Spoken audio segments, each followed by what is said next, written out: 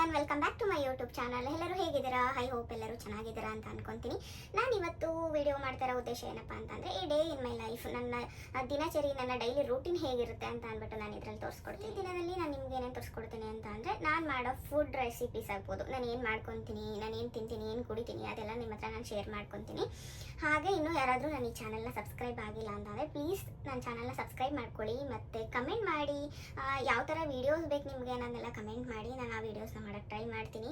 ಕುದುರೆ ಎಷ್ಟೇ ಚೆನ್ನಾಗಿ ಗಾಡಿ ಎಳೆದರೂ ಚಾಟಿ ಏಟು ತಪ್ಪಿದ್ದಲ್ಲ. ಮರ ಎಷ್ಟೇ ರುಚಿಯಾಗಿರುವ ಹಣ್ಣು ಕೊಟ್ಟರೂ ಕಲ್ಲು ಏಟು ತಪ್ಪಿದ್ದಲ್ಲ. ಮನುಷ್ಯ ಎಷ್ಟೇ ಶ್ರೇಷ್ಠ ವ್ಯಕ್ತಿಯಾಗಿದ್ದರೂ ಜನರ ನಿಂದನೆ ತಪ್ಪಿದ್ದಲ್ಲ. ಬನ್ನಿ ಇವಾಗ ವಿಡಿಯೋ ಸ್ಟಾರ್ಟ್ ಮಾಡೋಣ. ಬೆಳಗ್ಗೆ ಎದ್ದು ನಾನು ಫ್ರೆಶ್ನಪ್ ಆಗಿ ಒಂದು ಸಿಂಪಲ್ ಆಗಿರೋ ಒಂದು ಸ್ಕಿನ್ ಕೇರ್ ಮಾಡ್ಕೊಳ್ಳೋಣ ಅಂತ ಮಾಡ್ಕೊತಿದ್ದೀನಿ. ನಾನೇನು ಎವ್ರಿಡೇ ಮಾಡ್ಕೊತೀನಿ ಅಂತಲ್ಲ, ಬಟ್ ಎವ್ರಿಡೇ ಮಾಡ್ಕೊಂಡ್ರೆ ತುಂಬಾ ಒಳ್ಳೆಯದು. ನನಗೆ ಮೂಡ್ ಇರಬೇಕು, ಅವಾಗ ಮಾತ್ರ ಸ್ಕಿನ್ ಕೇರ್ ಮಾಡ್ಕೊತೀನಿ. ಇತ್ತೀಚೆಗೆ ಡೈಲಿ ಮಾಡ್ಕೊಬೇಕು ಅಂತ ಡಿಸೈಡ್ ಮಾಡಿ ಡೈಲಿ ಮಾಡ್ಕೊತಾ ಇದ್ದೀನಿ. ನೀವು ಕೂಡ ಡೈಲಿ ಮಾಡ್ಕೊಳ್ಳಿ. Skin care is very important ಅಂತಲೇ ಹೇಳ್ಬೋದು. ನಾನಿಲ್ಲಿ ಫಸ್ಟು ಸೆಟಪಿಲ್ ಮಾಯ್ಶ್ಚರೈಸರ್ ಕ್ರೀಮ್ನ ಹಾಕ್ಕೊಂಡಿದ್ದೀನಿ. ನೆಕ್ಸ್ಟ್ ಬಂದು ನ್ಯೂಟ್ರಜಿನ ಸನ್ಸ್ಕ್ರೀನ್ನ ಅಪ್ಲೈ ಮಾಡ್ಕೊತಿದ್ದೀನಿ. ನಾನು ಇದನ್ನು 4 to 5 ಇಯರ್ಸಿಂದ ಈ ಸನ್ಸ್ಕ್ರೀನ್ನ ಯೂಸ್ ಮಾಡ್ತಿರೋದು. ನನ್ನ ಸ್ಕಿನ್ ಟೈಪ್ಗೆ ಇದು ತುಂಬಾ ಚೆನ್ನಾಗಿ ಸೆಟ್ ಆಗಿದೆ ಅಂತಲೇ ಹೇಳ್ಬೋದು. ನೆಕ್ಸ್ಟ್ ಸ್ವಲ್ಪ ಲಿಪ್ ಬಾಮ್ನ ನಾನು ಅಪ್ಲೈ ಮಾಡ್ಕೊತೀನಿ. ಇಷ್ಟೇ ನನ್ನ ಡೈಲಿ ಸ್ಕಿನ್ ಕೇರ್ ರೂಟೀನ್ ಅಂತಲೇ ಹೇಳ್ಬೋದು. ಡೈಲಿ ಸನ್ಸ್ಕ್ರೀನ್ನ ನೀವು ಯೂಸ್ ಮಾಡೋದ್ರಿಂದ ತುಂಬ ಒಳ್ಳೆಯದು. ಪಿಗ್ಮೆಂಟೇಷನ್ ಜಾಸ್ತಿ ಆಗೋದಿಲ್ಲ, ಮತ್ತು ಟ್ಯಾನ್ ಆಗೋದಿಲ್ಲ, ಫೇಸು ಚೆನ್ನಾಗಿರುತ್ತೆ ಅಂತಲೇ ಹೇಳ್ಬೋದು. ಮನೇಲಿ ಇದ್ರೂ ಕೂಡ ನೀವು ಸನ್ಸ್ಕ್ರೀನ್ನ ಯೂಸ್ ಮಾಡೋದ್ರಿಂದ ತುಂಬ ಒಳ್ಳೆಯದೇ ಅಂತಲೇ ಹೇಳ್ಬೋದು. ಇವಾಗ ಸ್ವಲ್ಪ ಲೆಮನ್ ವಾಟರ್ನ ಮಾಡ್ಕೊತೀನಿ. ಅಂದರೆ ಬಿಸಿ ನೀರಲ್ಲಿ ನಾನು ಲೆಮನ್ನ ಹಾಕ್ಕೊಂಡು 4 ರಿಂದ 5 ಎಲೆ ಕರಿಬೇವಿನ ಸೊಪ್ಪನ್ನ ಎವ್ರಿಡೇ ತಿಂತೀನಿ. ಇದು 10-12 ವರ್ಷದಿಂದ ನನಗೆ ರೂಟೀನ್ ಆಗಿದೆ. ನನಗೆ ತುಂಬ ಏರ್ ಫಾಲ್ ಆಗ್ತಾ ಇತ್ತು, ಅವಾಗಿಂದ ನಾನು ಕರಿಬೇವಿನ ಸೊಪ್ಪನ್ನ ತಿನ್ನೋದನ್ನ ಸ್ಟಾರ್ಟ್ ಮಾಡಿದ್ದೀನಿ. ಹಾಗೆ ಲೆಮನ್ ವಾಟರ್ನ ಕುಡಿಯೋದ್ರಿಂದ ತುಂಬಾ ಒಳ್ಳೇದಂತಲೇ ಹೇಳ್ಬೋದು. ಅದು ಮಾರ್ನಿಂಗ್ ಟೈಮು ಒಂದು ಅರ್ಧ ಲೆಮನ್ ಇಲ್ಲ 1 ಲೆಮನ್, ಎಷ್ಟು ನಿಮಗೆ ರಸ ಬರುತ್ತೋ ಅದನ್ನು ನೋಡಿಕೊಂಡು ಅರ್ಧ ಲೆಮನ್ ಇಲ್ಲ 1 ಲೆಮನ್ನ ನೀವು ಯೂಸ್ ಮಾಡ್ಕೋಬೋದು. ಕಡಿಮೆ ರಸ ಬಂದರೆ ಅದರಲ್ಲಿ ನೀವು 1 ಲೆಮನ್ನ ನೀವು ಆರಾಮಾಗಿ ಬೆಳಗ್ಗೆ ಟೈಮ್ ಕುಡಿಬೋದು ಅಂತಲೇ ಹೇಳ್ತೀನಿ. ಅದರಿಂದ ತುಂಬ ಒಳ್ಳೆಯದು. ಫ್ಯಾಟ್ ಕಟ್ಟರ್ ಕೂಡ ನೀವೇನೇ ಬೆಳಗ್ಗೆಯಿಂದ ಸಂಜೆವರೆಗೆ ಏನಾದರೂ ಒಂದು ಅನ್ಹೆಲ್ದಿ ಫುಡ್ ತಿಂದ್ರೂ ಇದರಿಂದ ಮ್ಯಾನೇಜ್ ಆಗುತ್ತೆ ಅಂತಲೇ ಹೇಳ್ಬೋದು. ಸೊ ನನಗಿದು 10-12 ವರ್ಷದಿಂದ ನನ್ನ ರೂಟೀನ್, ನನ್ನ ಜೊತೆಗೆ ಇದು ಬಂದಿದೆ. ಊಟ ಬಿಟ್ಟರು ತಿಂಡಿ ಬಿಟ್ಟರು ಲೆಮನ್ ವಾಟರ್ ಮಾತ್ರ ಮಾರ್ನಿಂಗ್ ನಾನು ಬಿಡೋದೇ ಇಲ್ಲ. ನನಗಂತೂ ಒಬ್ಬಳೇ ಇದ್ರೆ ಏನಾದರೂ ಮಾಡ್ಕೊಂಡು ತಿನ್ಬೇಕಂತ ಅನ್ಸೋದೇ ಇಲ್ಲ. ಅವಾಗ ಏನು ಮಾಡ್ತೀನಿ, ಫ್ರೂಟ್ಸ್ ತಿಂತೀನಿ, ಇಲ್ಲಾಂದರೆ ಡ್ರೈ ಫ್ರೂಟ್ಸ್ ತಿಂದು ಹಿಂಗೆ ಕಾಲ ಕಳೆದ್ಬಿಡ್ತೀನಿ ಜೈ ಅಂತ. ಈ ಮುದ್ದು ಇದ್ರೆ ಮಾತ್ರ ಅಡುಗೆ ಮಾಡ್ತೀನಿ ಅಷ್ಟೇ. ಇಲ್ಲ ಅಂತ ಅಂದರೆ ಈ ಥರನೇ ಹಂಗೆ ಹಿಂಗೆ ಕಾಲ ಕಳೆದ್ಬಿಡೋದು ಅಷ್ಟೇ. ಹಾಗೆ ಆ ಗಂಜಿ ಇಟ್ಬಿಟ್ಟು ರಾಗಿ ಗಂಜಿ ಮಾಡ್ಕೊಳ್ಳೋಣ ಅಂತ ಹೇಳ್ಬಿಟ್ಟು ಈ ಕಡೆ ಡ್ರೆಸ್ ವಾಷಿಂಗ್ ಎಲ್ಲ ಇತ್ತು. ಸೊ ಡ್ರೆಸ್ಗಳನ್ನೆಲ್ಲ ವಾಷಿಂಗ್ ಆಗ್ತಾ ಇದ್ದೆ. ಹಾಗೆ ರಾಗಿ ಗಂಜಿ ಕೂಡ ರೆಡಿ ಆಯಿತು. ನನ್ನ ಹತ್ರ ಇರೋ ಡ್ರೈ ಫ್ರೂಟ್ಸ್ಗಳನ್ನೆಲ್ಲ ತೊಗೊಂಡು ಒಂದು 5 ಬಾದಾಮಿ, 5 ಪಿಸ್ತಾ, 5 ಎಲ್ಲ ಡ್ರೈ ಫ್ರೂಟ್ಸ್ಗಳು ಯಾವ್ದ್ಯಾವ್ದಿದೆ ಅದನ್ನೆಲ್ಲ ಮಿಕ್ಸ್ ಮಾಡಿಕೊಂಡೆ. ಈ ಥರ ನೀವು ಡ್ರೈ ಫ್ರೂಟ್ಸ್ನ ಹಂಗೆ ತಿನ್ನೋಕ್ಕಾಗೋದಿಲ್ಲ ಅಂತ ಅಂದರೆ ನೀವು ಈ ಥರ ಯಾವುದಾದ್ರೂ ಒಂದು ಗಂಜಿನೋ ಏನಾದರೂ ಒಂದು ಜ್ಯೂಸೋ ಶೇಕೋ ಆ ಥರ ಏನಾದರೂ ಮಾಡಿಕೊಂಡು ಕುಡಿಯೋದ್ರಿಂದ ತುಂಬ ಒಳ್ಳೆಯದು ಅಂತಲೇ ಹೇಳ್ಬೋದು. ಈ ಡ್ರೈ ಫ್ರೂಟ್ಸು ತಿನ್ನೋದ್ರಿಂದ ಕ್ಯಾಲ್ಶಿಯಂ ಬರುತ್ತೆ, ಮ್ಯಾಗ್ನೀಷಿಯಮ್ ಸಿಗುತ್ತೆ ಬಾಡಿಗೆ, ನಿಮ್ಮ ಗಟ್ ಹೆಲ್ತ್ ಇಂಪ್ರೂವ್ ಆಗುತ್ತೆ, ಮತ್ತು ನಿಮ್ಮ ಬೋನ್ ಎಲ್ಲ ಸ್ಟ್ರಾಂಗ್ ಆಗುತ್ತೆ ಅಂತಲೇ ಹೇಳ್ಬೋದು. ಸ್ಕಿನ್ ಚೆನ್ನಾಗಿರುತ್ತೆ, ಒಳ್ಳೆ ಎಲ್ದಿ ಫ್ಯಾಟ್ ಸಿಗುತ್ತೆ ನಿಮ್ಮ ಬಾಡಿಗೆ ಅಂತಲೇ ಹೇಳ್ಬೋದು. ಎವ್ರಿಡೇ ಸ್ವಲ್ಪ ಸ್ವಲ್ಪ, ಜಾಸ್ತಿನೂ ತೊಗೊಬೇಡಿ ಡ್ರೈ ಫ್ರೂಟ್ಸ್ನ. ಹೇಳ್ತಾರಲ್ವ, ಅತಿ ಆದರೆ ಅಮೃತ ಕೂಡ ವಿಷ ಆಗುತ್ತೆ ಅಂತ. ಹಾಗೆ ನಾವೇನು ತೊಗೊಂಡ್ರೂ ಒಂದು ಲಿಮಿಟಲ್ಲಿ ತೊಗೊಬೇಕಾಗತ್ತೆ. ಪರ್ ಡೇ ಇಷ್ಟಿಷ್ಟು ತೊಗೊಬೇಕು ಅಂತ ಡ್ರೈ ಫ್ರೂಟ್ಸ್ ಇದೆ. ಅದನ್ನು ನೀವು ನೋಡಿಕೊಂಡು ಇಷ್ಟಿಷ್ಟನ್ನೇ ನೀವು ಟ್ರೈ ಮಾಡ್ಕೊಂಡೋಗಿ. ಈಗ ನನ್ನ ಡ್ರೆಸ್ ಎಲ್ಲ ವಾಶ್ ಆಯಿತು. ಇದನ್ನು ನಾನು ಇವಾಗ ಬಾಲ್ಕನಿಗೆ ತೊಗೊಂಡೋಗಿ ಹಾಕ್ತೀನಿ. ಇಲ್ಲಂತ ತುಂಬ ಬಿಸಿಲು, ದುಬಾಯ್ ಅಂತೀವಿ, ಅಯ್ಯಪ್ಪ ಬಿಸಿಲು ಅಂತ ಅಂದರೆ ಬಿಸಿಲು. ನಾವೆಲ್ಲ ಬ್ಯಾಂಗ್ಳೂರಲ್ಲಿ ಇದ್ದು ಈ ವೆದರ್ಗೆ ನಾನು ಅಡ್ಜಸ್ಟ್ ಆಗಬೇಕಂತ ಅಂದರೆ ತುಂಬ ಕಷ್ಟ ಆಯಿತು. ಒಂದು 5 ನಿಮಿಷ ಬಂದು ಹೊರಗಡೆ ಇರೋಕ್ಕಾಗೋದಿಲ್ಲ ರೀ, ಅಷ್ಟೊಂದು ಬಿಸಿಲು. ಆ ಬಿಸಿಲು ಅನ್ನೋದಕ್ಕಿಂತ ಆ ಕೆಂಡದ ಮುಂದೆ ಬರುತ್ತಲ್ಲ ಆ ಶಾಖ, ಆ ಥರ ಗಾಳಿಯಲ್ಲಿ ಅಷ್ಟು ಬಿಸಿ ಬರುತ್ತೆ, ಅಷ್ಟು ಶಾಖ ಇಲ್ಲಿ ಹೊಡೆಯುತ್ತೆ ನಮ್ಮ ಮೈಗೆ.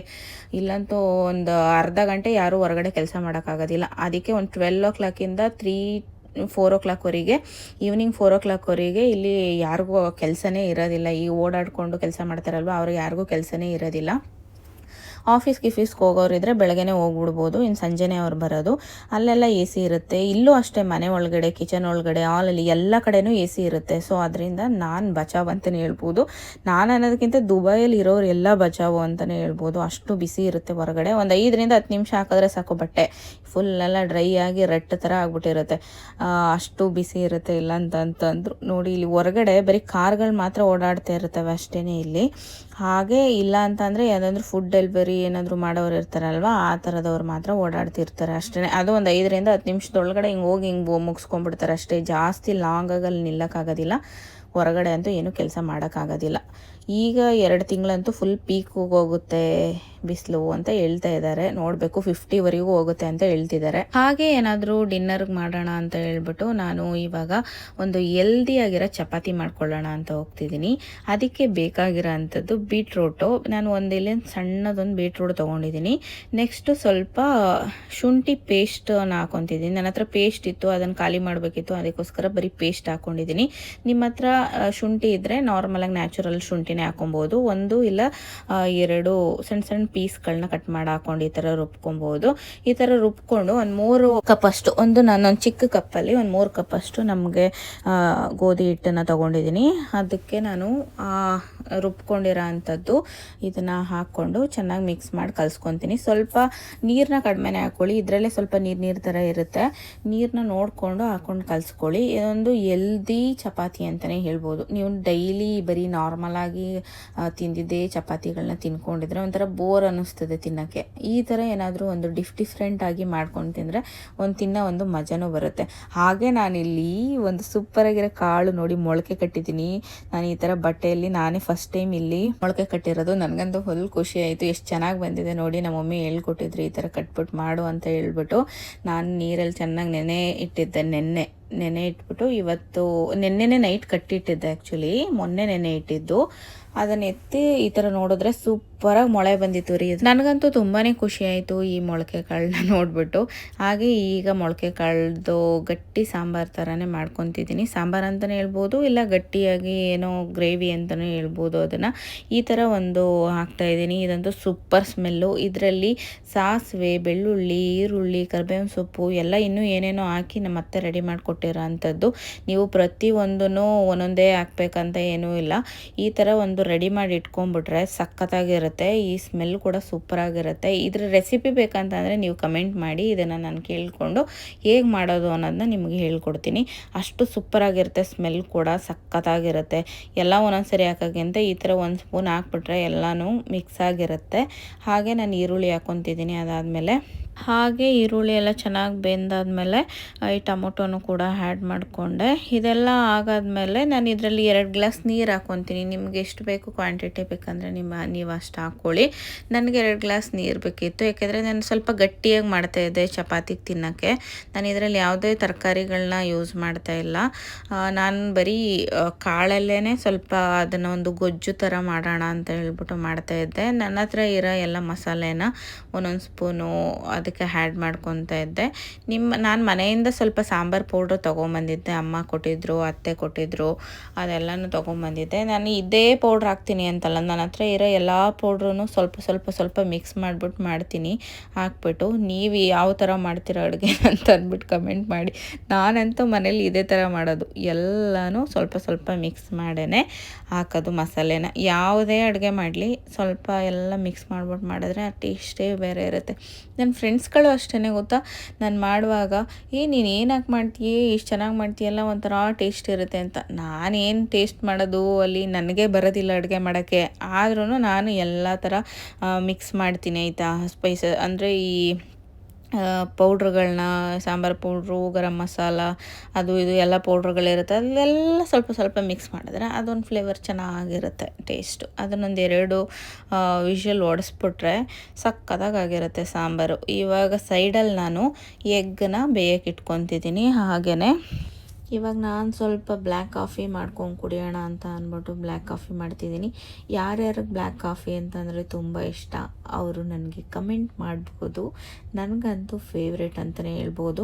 ಹಾಲಿದ್ರೂ ಕೂಡ ನಾನು ಹಾಲು ಹಾಕ್ಕೊಂಡು ಕಾಫಿ ಮಾಡಿ ಕುಡಿಯೋಲ್ಲ. ಎಲ್ಲಾದರೂ ಹೊರಗಡೆ ಹೋದರೆ ಕುಡಿಲೇಬೇಕು ಅಂತ ಇದ್ದರೆ ಕುಡಿತೀನಿ ಅಷ್ಟೇ ಹೊರತು ಮನೆಯಲ್ಲಿದ್ದಾಗ ಯಾವಾಗಲೂ ನಾನು ಬ್ಲ್ಯಾಕ್ ಕಾಫಿನೇ ಕುಡಿತೀನಿ. ಬ್ಲ್ಯಾಕ್ ಕಾಫಿ ಒಂಥರ ಅದು ಕುಡಿದ ತಕ್ಷಣ ಮೈಂಡ್ ಒಂಥರ ರಿಫ್ರೆಶ್ ಆದಂಗೆ ಆಗ್ಬಿಡುತ್ತೆ. ಅದಕ್ಕೋಸ್ಕರ ಹಂಗೆ ಮೈಕ್ರೋವೇವಲ್ಲಿ ಇಟ್ಬಿಟ್ಟು ಸ್ವಲ್ಪ ಟೈಮ್ ಹಂಗೆ ಬಿಸಿ ಮಾಡಿಬಿಟ್ರೆ ಬ್ಲ್ಯಾಕ್ ಕಾಫಿ ರೆಡಿ ಆಗೋಗ್ಬಿಡುತ್ತೆ. ಹಾಗೆ ಕುಡ್ಕೊತ ಆ ಲೈಫ್ನ ಎಂಜಾಯ್ ಮಾಡ್ತಾಯಿದ್ರೆ ಅದ್ರ ಮಜನೇ ಬೇರೆ. ಒಬ್ಬಳೇ ಇದ್ದರೆ ಒಂಥರ ಹುಚ್ಚಿಡ್ದಂಗಲ್ಲ ಎಲ್ಲರಿಗೂ, ಹಾಗೆ ನನಗಾಗ್ಬಿಟ್ಟಿದೆ ಇವಾಗ. ಮುದ್ದು ಬೇರೆ ಆಫೀಸ್ಗೆ ಹೋಗ್ತಾರೆ. ಮುಂಚೆ ಅಂದರೆ ಡ್ಯೂಟಿಗೆಲ್ಲ ಹೋಗ್ತಾಯಿದ್ನ, ಇವಾಗ ಸದ್ಯ ಮನೆಯಲ್ಲಿದ್ದೀನಿ. ಇಲ್ಲಿ ಹೋಗಬೇಕು, ಡ್ಯೂಟಿಗೆ ಹೋಗ್ತೀನಿ, ಆದರೆ ಇವಾಗ ಸದ್ಯ ಮನೆಯಲ್ಲಿದ್ದೀನಿ. ಮನೆಯಲ್ಲಿರುವಾಗ ಅಟ್ಲೀಸ್ಟು ಏನಾದರೂ ಒಂದು ಮಾಡಬೇಕಲ್ಲ, ಆ ಥರ ಅಡುಗೆ ಮಾಡೋದಕ್ಕೆ ಸ್ಟಾರ್ಟ್ ಮಾಡಿಬಿಟ್ಟಿದ್ದೀನಿ. ಈ ಚಪಾತಿ ಶೇಪ್ನ ನೋಡ್ಬಿಟ್ಟು ನೀವಂತೂ ನಗಬೇಡಿ, ನನಗೆ ಅಷ್ಟೊಂದು ಚಪಾತಿ ಒತ್ತಕ್ಕೆ ಕೂಡ ಬರೋದಿಲ್ಲ. ಒತ್ತುತ್ತೀನಿ, ಒಂದೊಂದು ಸರಿ ಚೆನ್ನಾಗಾಗುತ್ತೆ, ಒಂದೊಂದು ಸರಿ ಈ ಥರ ಎಲ್ಲ ಶೇಪ್ ಆಗಿಬಿಡುತ್ತೆ. ಆವಾಗ ನಾನು ಏನು ಮಾಡೋಕ್ಕಾಗುತ್ತೆ, ಆವಾಗ ಇದೇ ಥರ ಮಾಡೋಕ್ಕಾಗುತ್ತೆ ಚಪಾತಿ ಅಲ್ವಾ. ಆದರೂ ಚಪಾತಿ ಹೆಂಗಿದ್ರು ಚಪಾತಿನೇ ತಾನೇ. ಚಪಾತಿ ಹೆಂಗಿದ್ರು ಚಪಾತಿನೇ, ನಮಗೇನು ಒಟ್ನಲ್ಲಿ ಅದು ಬೇಯಬೇಕು, ನಾವೇ ತಿನ್ನೋದಲ್ವಾ, ಅದು ಯಾವ ಶೇಪ್ ಇದ್ರೂ ಚಪಾತಿನೇ. ಹಾಗ ಅಂದ್ಕೊಂಡು ನಾನೀಗ ಚಪಾತಿ ಮಾಡ್ತಿದ್ದೀನಿ. ಚಪಾತಿನೂ ರೆಡಿ ಆಗ್ತಾಯಿದೆ. ನೈಟು ಆಗೋಕ್ಕಾಯ್ತು, ಮುದ್ದು ಡ್ಯೂಟಿಯಿಂದ ಬರೋಕ್ಕಾಯ್ತು ಟೈಮು. ಇವಾಗೆಲ್ಲ ರೆಡಿ ಮಾಡಿಬಿಟ್ಟು ಎಲ್ಲ ಮೊಟ್ಟೆಗಳನ್ನೆಲ್ಲ ಬಿಡಿಸಿಟ್ಬಿಟ್ಟು ಒಂದು ಸೂಪರಾಗಿರೋ ಹೈ ಪ್ರೋಟೀನ್ ಡಿನ್ನರ್ನ ರೆಡಿ ಮಾಡಿಬಿಟ್ಟೆ ಅಂತಲೇ ಹೇಳ್ಬೋದು. ಅಷ್ಟರಲ್ಲಿ ಮುದ್ದು ಬಂದು ಬೆಲ್ಲೊಡಿದ್ರು. ಸರಿ, ಮುದ್ದು ಬಂದರು ಫೈನಲಿ ಆಫೀಸಿಂದ. ಮುದ್ದಿಗೆ ನಾನು ಎದುರಿಸ್ತಾ ಇದ್ದೆ, ಏನಂತ ಗೊತ್ತಾ, ನಾನು ವೀಡಿಯೋ ಮಾಡ್ತಿರೋದು ಅವನಿಗೆ ಗೊತ್ತಿರಲಿಲ್ಲ ಆಯಿತಾ. ನಾನು ಮುದ್ದಿಗೆ ಹೇಳ್ತಾ ಇದ್ದೆ, ನಿಮ್ಮ ಅಮ್ಮಂಗೆ ಇವಾಗ ತಾನೇ ಬಂದಿದ್ದಾನೆ ಡ್ಯೂಟಿಯಿಂದ, ಅಮ್ಮ ಬೆಳಗ್ಗೆ ಹೋಗಿರೋನು ಅಂತ ಹೇಳ್ಬಿಟ್ಟು ನಿಮ್ಮ ಅಮ್ಮಂಗೆ ವೀಡಿಯೋ ಮಾಡಿಬಿಟ್ಟು ಸೆಂಡ್ ಮಾಡ್ತಿದ್ದೀನಿ ಅಂತ ಹೇಳ್ಬಿಟ್ಟು ಮುದ್ದಿಗೆ ಹೇಳ್ತಾ ಇದ್ದೆ. ಅದಕ್ಕೆ ಹೌದಾ, ಆಯಿತು ಸೆಂಡ್ ಮಾಡು ಅಂತ ಹೇಳ್ತಾಯಿದ್ರು ಅವರು, ಸುಮ್ಮನೆ ಕಾಮಿಡಿಗೆ. ಹಾಗೆ ಒಂದು ಈ ಥರ ಆಗಿದೆ ನೋಡಿ. ಈಗ ನೈಟ್ ಡಿನ್ನರ್ ಫುಡ್ ರೆಡಿ. ಈ ವಿಡಿಯೋ ನಿಮಗೆ ಇಷ್ಟ ಆಗಿದರೆ ಪ್ಲೀಸ್ ನನ್ನ ಚಾನಲ್ನ ಸಬ್ಸ್ಕ್ರೈಬ್ ಮಾಡ್ಕೊಳ್ಳಿ, ಲೈಕ್ ಮಾಡಿ, ಶೇರ್ ಮಾಡಿ, ಕಮೆಂಟ್ ಮಾಡಿ. ಇನ್ನೂ ಯಾವುದಾದ್ರೂ ನೆಕ್ಸ್ಟ್ ಯಾವ ವಿಡಿಯೋ ಬೇಕು ಅಂತ ಹೇಳಿ. ಬಾಯ್, ಥ್ಯಾಂಕ್ ಯು ಆಲ್.